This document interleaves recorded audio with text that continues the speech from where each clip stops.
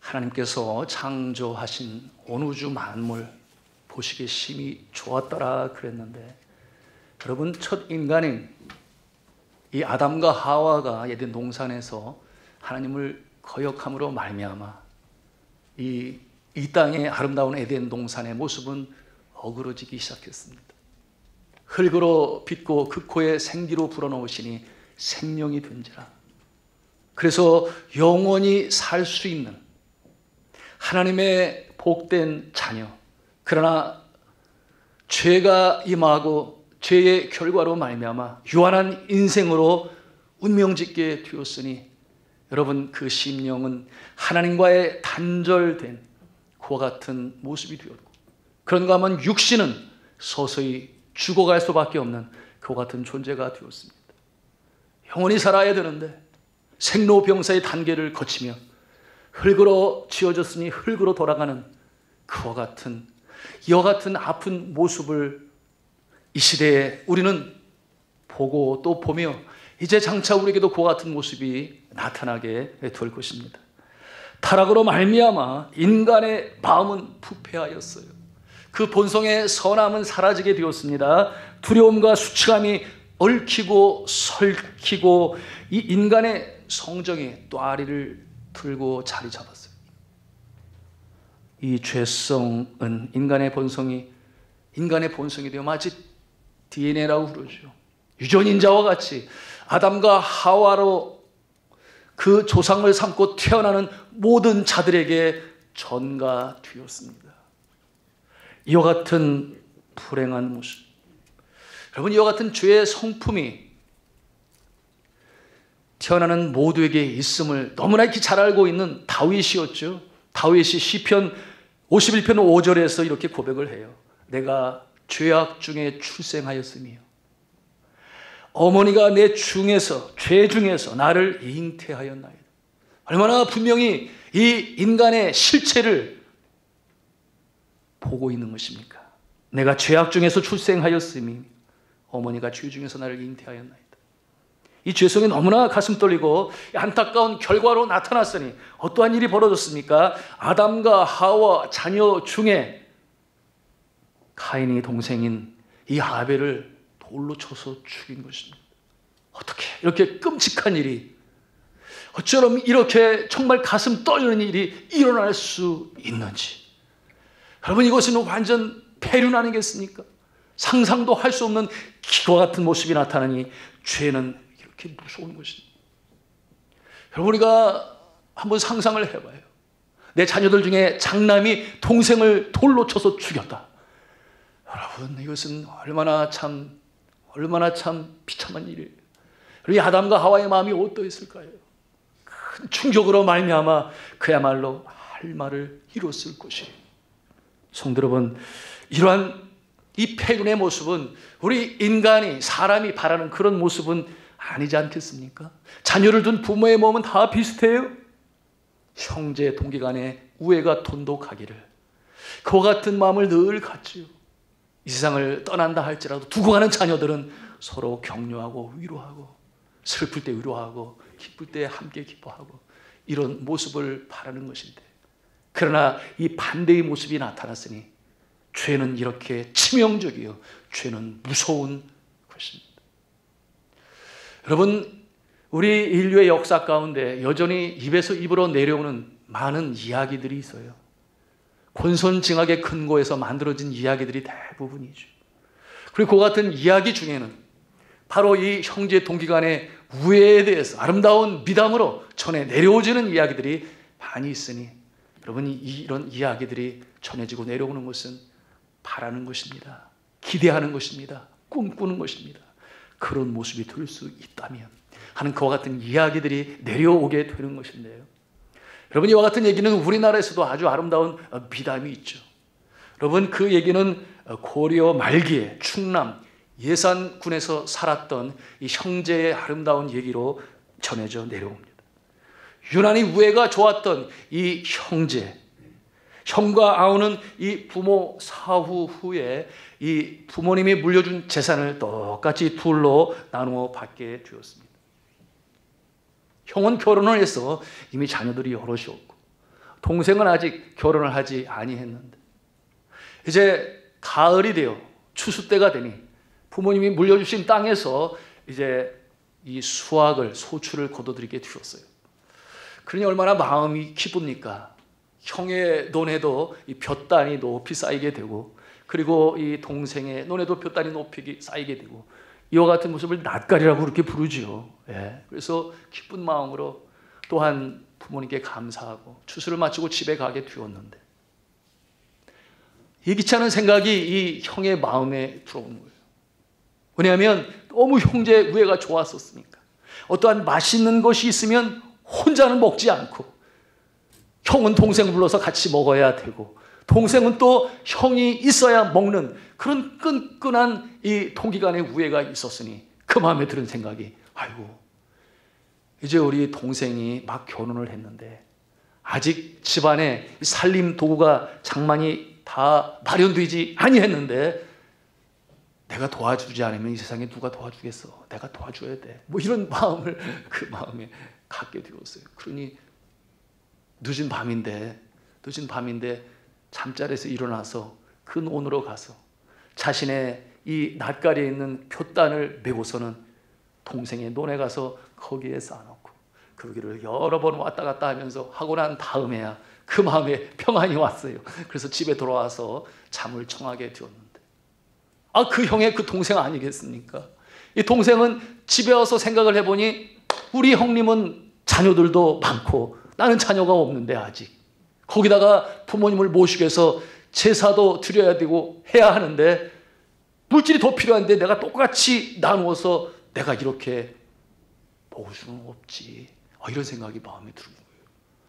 그래서 그 잠자리에서 일어나서 그 논으로 가서 형이 한 것과 같이 자신의 낫가리에서 이 볕단을 가져다가, 형님 그 볕단 위에 올려놓고 왔다 가기를 반복하고 난 후에야 집에 와서 잠을 청하게 되었어요. 근데 그 다음날이 문제였지 않았겠습니까? 형님이 가서 이렇게 볕단을 보니까 이상하다. 아니 분명히 어제 이 자리가 줄었어야 되는데 어떻게 다시 찾지?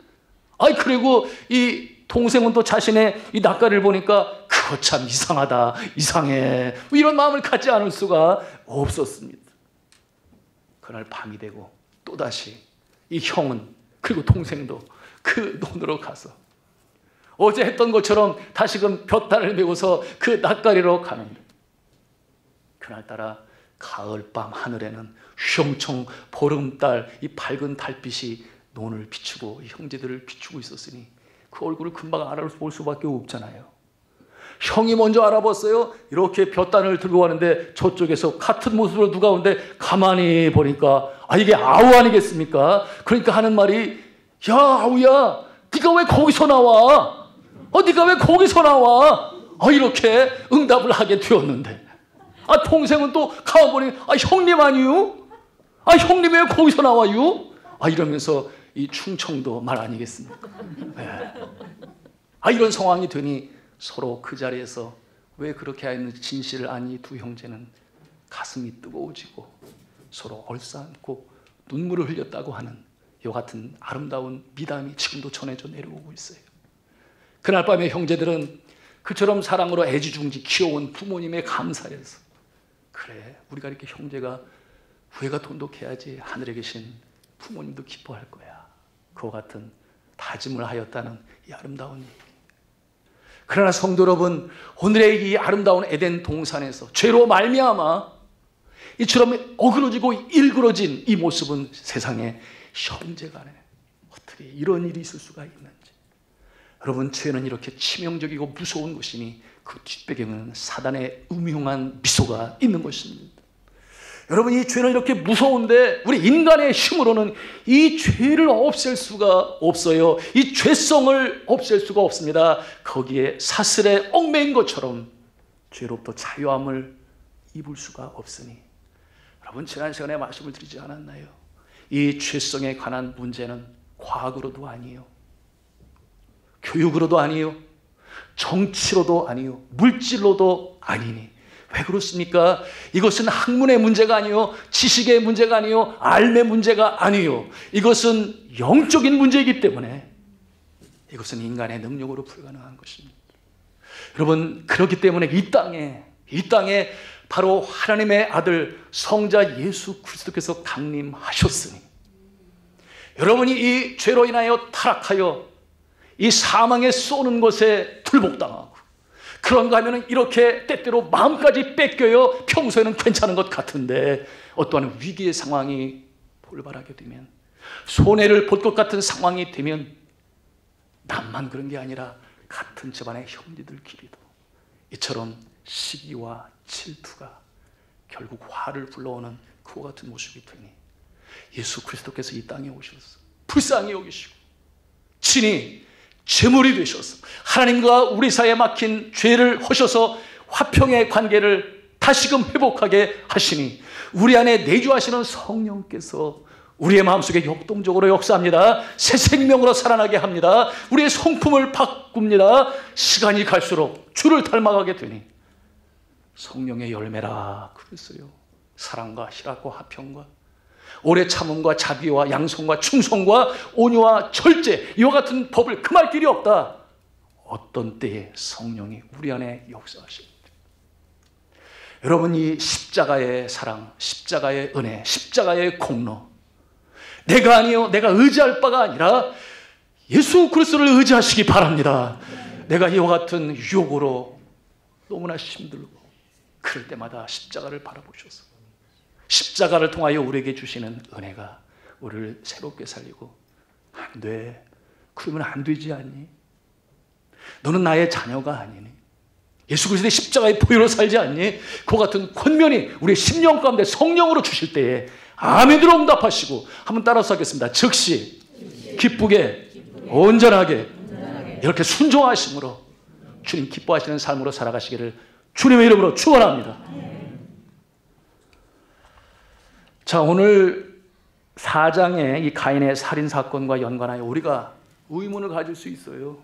뭐냐면, 왜 하나님께서 아벨의 제물은 받으시고 가인의 제물은 받지 아니하셨지? 우리가 성경을 대충 이렇게 읽어가면 그 내용을 찾기가 쉽지 않아요. 여러분, 이 의문에 대한 답은 이 성경에 이미 다 있어요. 하나님은 제물을 받으실 때에 눈에 보이는 것만 받으시는 것이 아니다. 그 제물을 드리는 자의 마음도 보시고, 그래서 마음이 준비되었을 때 제물도 함께 받으시는 것이지, 마음이 준비가 안 되었는데 삶으로 주님께 영광이 되지 아니하고 부끄러운 모습으로 가득 찼는데 그와 같은 모습으로 제물을 아무리 많이 가져온들 하나님께서는 그 제물을 받으시지 아니하신다. 이와 같은 내용이 오늘 아벨과 이 가인의 차이점이 되는 것입니다. 여러분, 본문 말씀 4장 4절 5절 말씀 우리가 보면은 알 수 있어요. 4절의 후반절에 보시면 뭐라고 말씀했어요? 여호와께서 아벨과 그의 제물은 받으셨으나, 그렇게 말씀하시고, 그런가 하면 5장 전반절에 말씀하기를 가인과 그의 제물은 받지 아니하신지라 그랬어요. 어떻게 표현을 해요? 아벨과 그 제물 또는 가인과 그 제물, 이렇게 성경에서 말씀하고 있으니 이것은 뭐냐면 아벨의 제물 또는 가인의 제물, 그렇게 표현하지 아니하셨다, 그와 같은 것입니다. 무슨 말씀이에요? 드리는 사람과 제물을 함께 엮어서 함께 묶어서 보시는 거예요. 그러니 제물을 드리는 자의 중심, 그 마음, 삶의 태도, 인격을 보시고, 그리고 그 제물도 흠양하신다 하는 것을 이 말씀을 통해서 보는 것입니다. 그러니 사랑하는 성도들, 우리가 교회에서 주님 앞에 연보를 드리고 헌금을 드릴 때 여러분 꼭 기억해야 할 중요한 영적 교훈 아니겠습니까? 우리의 마음에 새겨야 합니다. 하나님을 향한 마음, 그 중심이 하나님을 향하여 있지 아니하고, 그런가 하면 삶의 태도, 자세, 그 모습에 하나님 앞에 부끄러운 모습으로 있으면서 제물을 드린다면 여러분 그 제물을 하나님이 받지 아니하세요.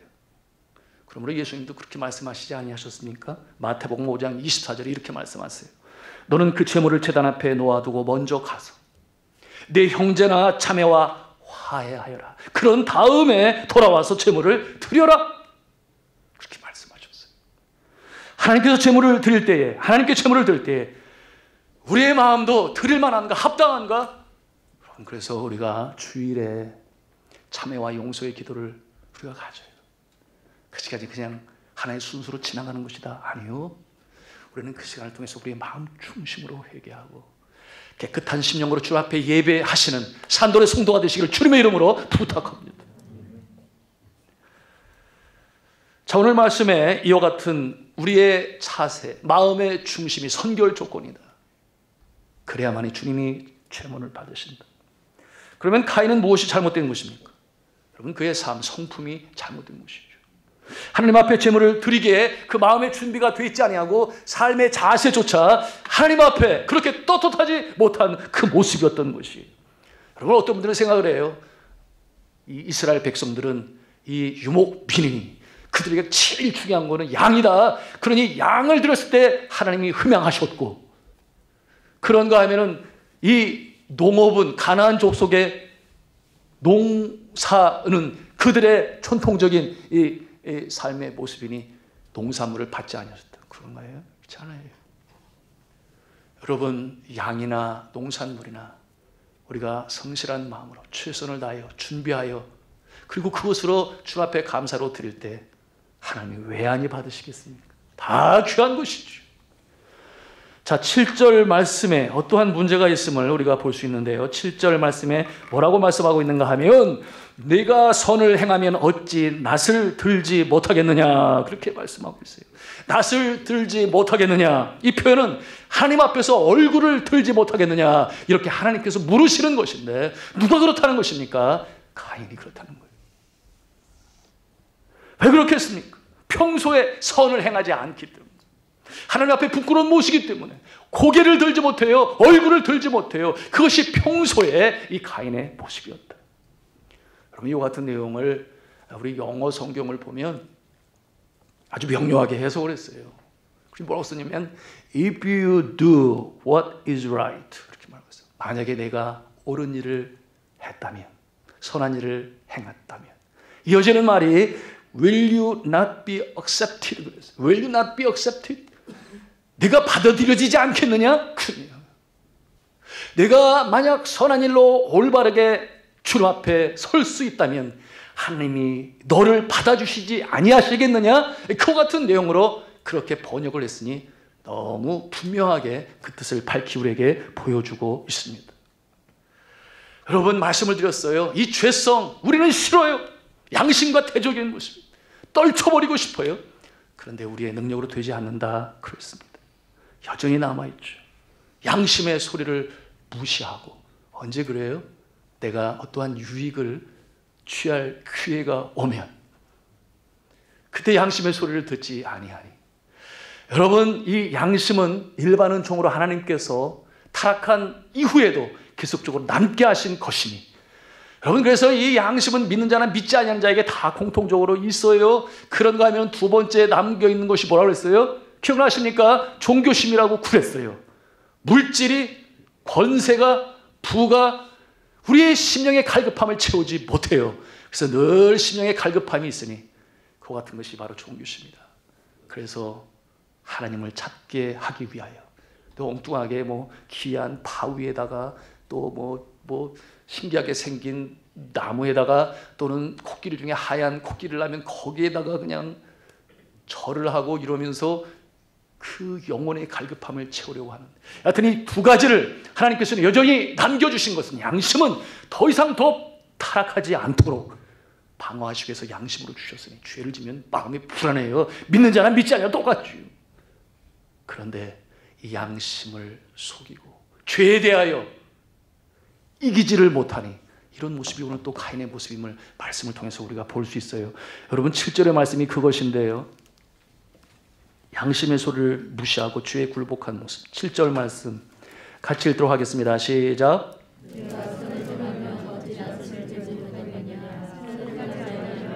죄가 문에 엎드려 있느니라. 죄가 너를 원하나 너는 죄를 다스릴지니라. 여러분, 보통 사람이면 누구나 다 죄의 유혹을 받지요. 여러분, 그래서 이 죄의 근원인 사탄은 여전히 우는 사자와 같이 삼킬 자를 찾으러 다니고 있는데, 어슬렁거리면서. 여러분, 우리 주변에 이 죄의 유혹들은 얼마나 많은지 몰라요. 오늘 말씀에는 어디 있다고 그랬어요? 너의 집 앞 문 앞에와 엎드려져 있다 그랬어요. 그런데 하나님께서 우리 계신 이 선한 양심으로 말미암아 물리칠 수 있어야 하는데, 그런데 뭐라고 했어요? 그러지를 못했어요. 죄가 너를 원하나 너는 죄를 뭐라고 했어요? 다스릴지니라, 그렇게 분명히 말씀하셨는데 저가 그러지를 아니했습니다. 유혹에 넘어간 거죠. 그런가 하면 이 카인의 좋지 않은 성품이 또다시 나타나는 구절이 있으니, 그것이 바로 9절 말씀이에요. 9절 말씀 우리 같이 함께 읽도록 하겠습니다. 시작.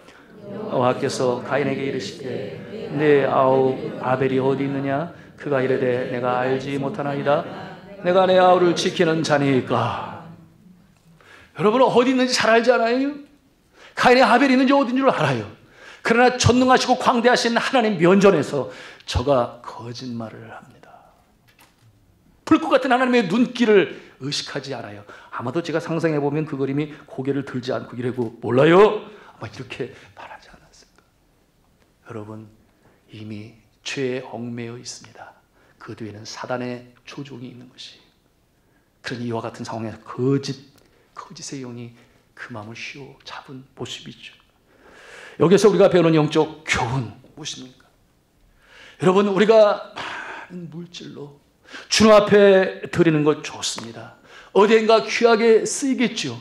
그러나 드리는 자의 모습이 주님 앞에 영 아니면 이와 같은 카인의 모습이라고 한다면, 재물은 어떻게 드려져서 주님이 사용하실지 몰라도 정작 드리는 자는 비참하게 버림받는 것이니, 이처럼 비참한 모습이 어디 있겠습니까? 이것이 카인의 이 모습을 통해서 우리가 배우는 영적 교훈이에요. 여러분이 세상 말에 이런 교훈이 있지 않습니까? 개같이 벌어서 정승같이 쓴다. 여러분, 이것이 그렇게 성경적인 교훈은 아니에요. 개같이 벌어서 정승. 결국 무슨 말이에요? 결론만 좋으면 된다. 내가 어떻게 해서든지 권모술수, 속임수로 그저 이렇게 눈 가리고 이러면서 그렇게 여하튼 벌면 된다? 아니요. 오늘 이 아벨과 가인의 모습을 통해서 배우는 영적 교훈이, 여러분, 우리 하나님 앞에서 믿음의 사람들은 그 처음 시작부터 그 과정도 마찬가지요. 동기도 과정도 하나님 보시기에 합당한 모습이 되어야 하는 줄로 믿으시기를 바랍니다. 그리고 나타나는 결과는 하나님의 은혜로 주시는 것이니, 여러분, 그처럼 신실하게 성실하게 땀 흘리고 애쓰며 나에게 주신 생업, 그 현장에서 나는 수고하리라. 결코 요령 피지 아니하리라. 숏카트라고 그래요. 내가 지름길로만 가지 아니하리라. 정도를 걸으리라. 여러분, 그럴 때 우리 하나님께서 그 모습을 좀 기뻐하시지 않겠습니까? 그러니까 30배, 60배, 100배의 결과로 부어주시는 줄로 믿으시기를 바랍니다. 그것이 믿는 자의 삶의 모습이요. 마음도 받으시고 물질도 받으시고 만복으로 주시는 하나님의 영적인 원리인 것입니다. 여러분, 이와 같은 모습이 바로 예수님께서 예로 보여주시지 않았나요? 과부가 2렙돈을 드릴 때 보라, 제자들에게 그 예로 모범적인 모습을 줬으니 저가 모든 것을 주님 앞에 드린다. 그러면서도 이 여인의 마음은 어떠했어요? 주님 앞에 송구한 마음, 죄송스러운 마음, 더 많이 드리지 못해서. 그러나 그 마음은 이미 주님이 받으셨으니 하나님께서 이혼을 복 주실 것을 분명합니다. 그러나 대조적으로는 또한 존재가 있었으니, 그와 같은 모습은 바로 이 서기관 아니었겠습니까? 그것이 이제 주님께서 주시는 말씀에 나타나는데 뭐라고 했어요? 긴 옷을 입고 다니며 시장에서 문안하며 회당의 상좌에 앉기를 원하고 잔치의 상속을 위하는 서기관을 뭐라고 했습니까? 삼가하라, 주의하라, 그렇게 말씀했어요. 그런가 하면 왜 저들이 그러했는가? 저들은 과부의 가산을 삼키며 외식으로 길게 기도하는 자라. 그렇게 예수님께서 그들의 잘못된 모습을 지적하셨어요. 그 당시에도 선을 행하면 이와 같은 자들은 트럼펫을 부는 자를 불러서 나팔을 불게 했어요. 내가 이렇게 얼마를 누구에게 올렸다. 그와 같은 모습은 이미 그것을 하나님께서 받으시나요? 하나님께서 받지 아니하세요. 왜? 세상에서 이미 다 받았다. 영광을 다 취하였다. 바라옵기는 오늘 여러분들도 정말 주님이 기뻐하시는, 정말 주님이 기뻐 받으시는 헌금을, 연보를 드리시기를 주님의 이름으로 축복합니다. 마음도 함께 드리는 것입니다.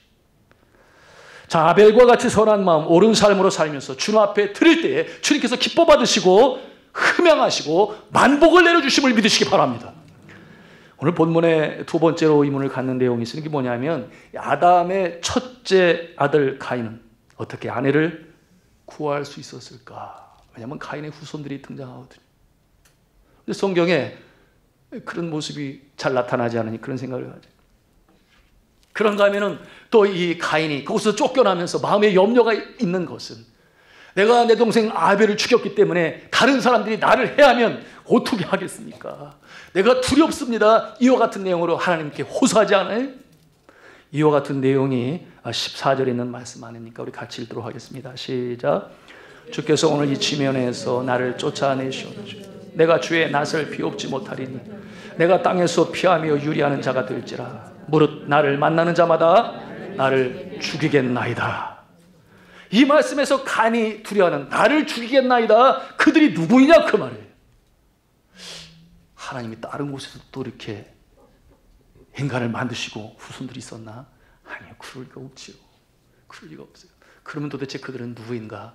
그러면 이와 같은 내용을 가지고 믿지 아니하는 자들이 창세기는 이게 전설이야, 신화야, 뭐 이러한 모습으로 아주 이렇게 존경으로 여기지 아니하는 그와 같은, 믿는 사람들 중에서도 그런가 봐, 이건 그냥 심볼이고 상징이고 뭐 이런 생각들을 갖게 되었어요. 왜냐하면 역사적인 사실로 믿지 않는 그와 같은 모습이 되었는데, 여러분 이와 같은 내용도 이미 성경을 통해서 충분한 해답이 들어있어요.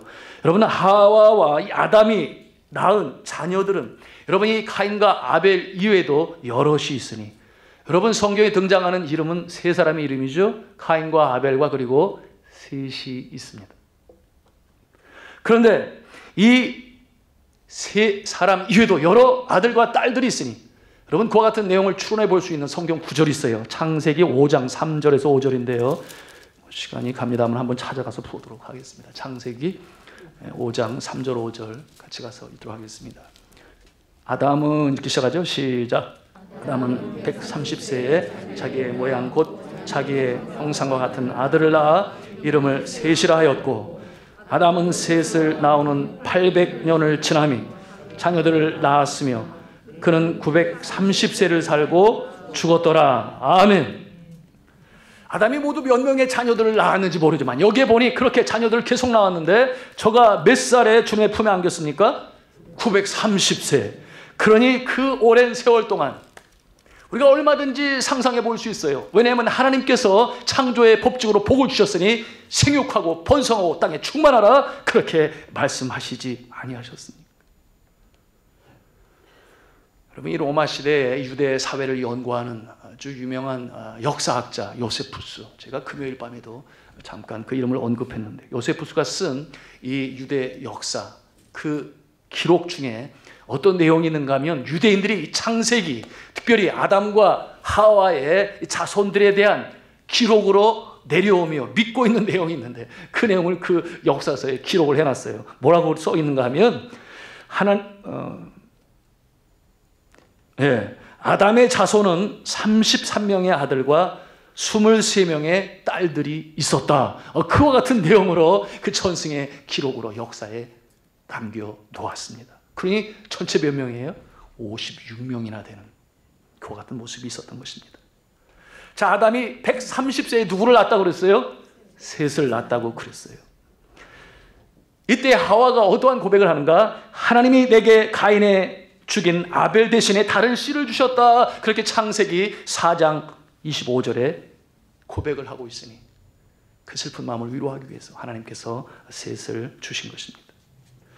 그렇다면은 우리가 이렇게 추론해 볼 수 있습니다.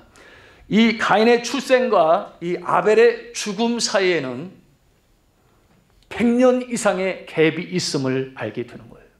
왜 그런가 하면 130세에 셋을 주셨는데 이유가 무엇이었는가? 슬픔에 쌓인 이 하와를 위로하기 위하여. 그러니 아벨이 죽은 다음에 셋을 주셨다면, 여러분, 아벨이 한참 앞서 죽은 다음에 한참 뒤로 지나서 셋을 주시는, 그래서 위로하시는 분이 아니시잖아요. 이와 같은 모습으로 우리가 추론해 볼 수 있다면, 결국 아담의 나이 20세에 이 하와는 카인을 낳은 것입니다.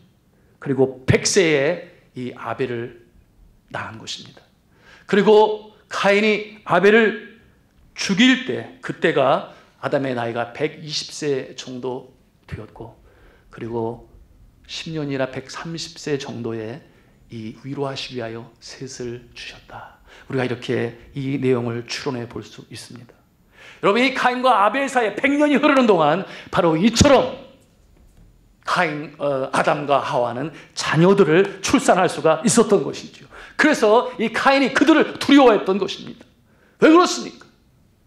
너는 장남이 되어 형이 되어 동생을 죽일 수가 있느냐? 그와 같은 분노와 분개에 결국 이 카인이 두려움을 느끼는 것이죠. 왜냐하면 자신이 그렇게 죄를 범했기 때문에. 사랑하는 성도 여러분, 죄를 범한 자는 언제고 두려움이 그 마음에서 떠나지를 않아요. 그렇기 때문에 죄를 범한 자는 우리가 십자가 보혈 앞에 우리의 죄를 내어놓고 예수의 이름으로 회개할 때 하나님의 용서하심을 믿으시기 바랍니다. 다시금 평강이 그 마음에 찾아오는 것이에요. 여러분, 그 외에 또한 이 말씀을 통해 어떤 의미는 있는가? 그런데 왜 카인과 아벨 셋은 이름이 있는데 다른 자녀들의 이름은 나타나지 않느냐? 이런 또 질문을 하는 날카로운 우리 청소년들도 있어요. 왜 그렇겠습니까? 여러분, 이 성경은 어떠한 책인가? 바로 구원에 대한 책이요, 하나님과 예수님을 소개하는 책이니, 그와 같은 목적을 이루하여 기록한 이 책에 세세히 모든 사람의 이름을 다 적어놓지 않음을 다른 성경책에서도 우리가 얼마든지 볼 수가 있는 것입니다. 그런데 하필이면 왜 셋이 등장을 하느냐? 셋은 그 손 가운데 보아스가 있고, 그 손 가운데 다윗이 있으며, 그 손 가운데 이 마리아의 남편인 요셉이 있으니 누구가 탄생하십니까? 예수 그리스도의 족보를, 그 단열의 구원의 역사가 나타냈음을 보여주기 위하여 그 이름을 이렇게 넣은 것이니, 사랑하는 성도 여러분, 이 성경은 아주 확실하고 무오하여 틀림이 없는 진리의 말씀인 줄로 믿으시길 바랍니다. 우리가 절대적인 진리로 성경을 받아들일 수 있어야 돼요. 이 시대에 이 상대적인 진리로, 여러분, 우리가 어렸을 때 믿었던 교과서가 오늘날에 전혀 바뀌어 있어요. 특히 역사 교과서가 그래요. 그러나 성경은 변치 아니하는 진리의 말씀인 줄로 믿으시길 바랍니다. 그 말씀 속에 생명의 도가 담겨져 있으니 이 말씀을 믿고 순종하는 자에게 하나님께서 복을 주세요. 제 말씀을 맺고자 합니다. 우리는 창세기에 카인과 이 아벨의 사건을 통해서 죄는 얼마나 무서운 것인지, 치명적인 것인지, 우리가 자칫 마음을 빼앗기면 이 죄가 또아리를 틀고 자리를 잡아 결국 거짓의 영에 이 수종들게 되고 불임을 받게 되는 것이니 죄가 나타나는데, 그런데 우리는 하나님의 백성, 자녀인 줄로 믿습니다. 우리가 주님 앞에 간절히 기도할 때 우리 안에 내주하시는 임마누엘 성령님이 함께하시니, 어쩌다 그럴 때 있어요. 욱하고 성질이 올라올 때도, 그런가 하면은 그야말로 권모술수록 그러면 아니 되는데, 눈속임으로 어떠한 일을 할 때에도 그러면 안 되지 않니? 성령의 세미한 음성으로 우리를 잡으실 때 우리가 함께 했어요. 즉시 기쁘게 온전하게 순종하심으로 이 땅에 살아가는 동안 광야 같은 인생이지만 주님이 주시는 복을 얻으며 행복한 인생으로, 형통함의 역사로 승리의 깃발을 날리며 전진해 나가시는 우리 산들의 모든 성도들 다 되시기를 주님의 이름으로 축원합니다.